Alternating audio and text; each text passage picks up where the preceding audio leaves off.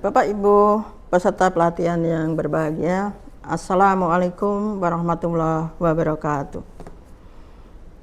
Sebagaimana telah kita jelaskan di video sebelumnya, bahwa tugas dosen cukup banyak, dan di dalam evaluasi kita harus merancang evaluasi mulai dari jenis evaluasi apa yang mau kita lakukan dan juga pengembangan instrumennya.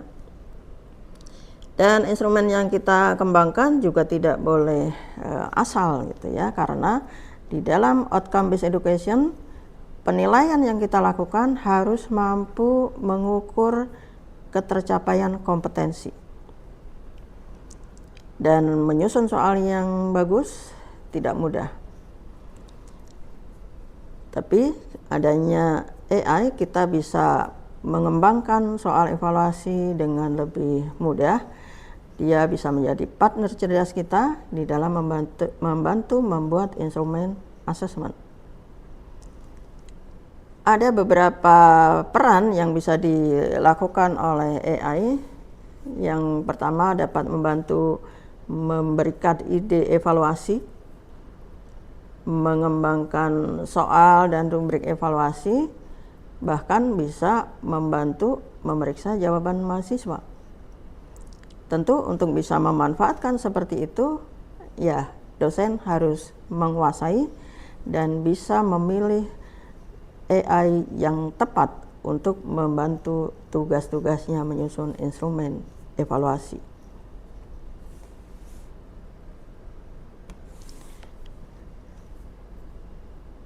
Dengan bantuan AI, kita bisa menyusun instrumen penilaian jauh lebih cepat dan mudah. Cukup diberikan prompt yang jelas, AI bisa membuat soal multiple choice, skenario studi kasus, bahkan draft proyek berbasis kompetensi. Yang lebih keren lagi, AI juga bisa menyusun draft rubrik penilaian yang detail, lengkap dengan kriteria, indikator performa, sampai level pencapaian yang terstruktur. Tapi ingat, AI hanya membantu dan penentu akhir kualitas dari instrumen kita adalah dosen. Dosen harus melihat, memeriksa kembali, mengoreksi apa yang sudah diberikan oleh AI sehingga instrumen yang kita kembangkan betul-betul sesuai dengan yang kita harapkan. Nah, bagaimana tahap-tahapnya? Yang pertama, karena kita berbasis outcome based education, maka kita harus fixkan dulu capaian pembelajaran yang mau diukur. Syukur kita bisa buat rambu-rambunya begitu ya, indikator-indikator yang bisa dipakai untuk mengukur capaian pembelajaran itu. Yang kedua, yang sangat penting adalah merumuskan prompt yang super spesifik, tetapi juga komprehensif. Sehingga apa yang nantinya dihasilkan oleh AI adalah sesuai dengan kebutuhan kita. Ada beberapa bagian yang harus ada di dalam prompt yang nanti akan lebih diperjelas melalui PowerPoint.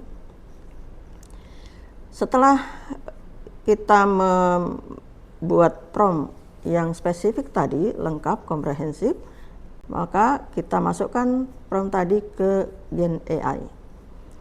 Tentu kita harus memilih karena Gen AI sekarang ini banyak sekali, dan kita bisa pilih mana yang sesuai dengan kebutuhan kita. Nah, bagian yang sangat penting yang keempat adalah dosen harus menelaah hasilnya dan menyesuaikan lagi dengan konteks kelas ataupun mata kuliah. Ada beberapa hal yang mungkin harus direvisi oleh dosen sehingga betul-betul instrumen yang kita kembangkan mengukur kemampuan yang diharapkan sesuai dengan yang tertuang di dalam CPL maupun CPMK. Jadi kita tidak boleh langsung menerima saja apa yang sudah dibuat oleh AI.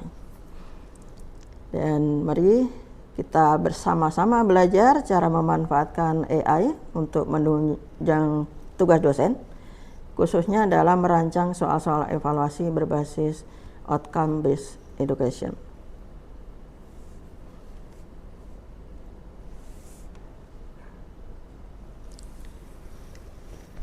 Yang terkait dengan pembuatan prompt, apa sebenarnya prompt itu?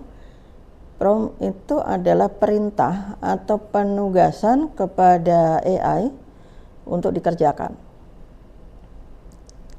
Tugas yang kita berikan itu harus jelas dan lengkap, sehingga hasilnya nanti juga sesuai dengan apa yang kita harapkan. Ada 3 komponen yang harus diperhatikan di dalam membuat prompt yang nantinya akan dimasukkan di dalam AI. Yang pertama, peran. Apa peran kita?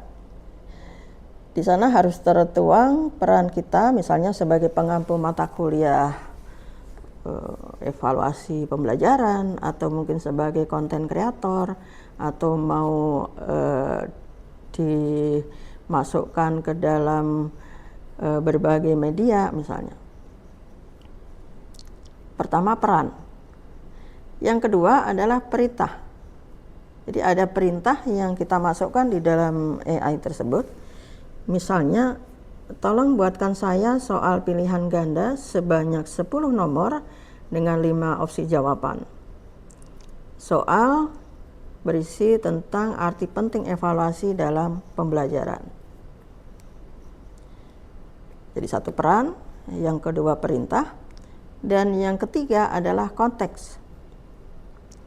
Nah, jangan lupa mengaitkan dengan capaian pembelajaran lulusan, CPMK ataupun sub CPMK, supaya instrumen kita nanti betul-betul cocok untuk digunakan melakukan evaluasi berbasis OBE. Lebih lanjut kita akan pelajari dalam media PowerPoint berikut.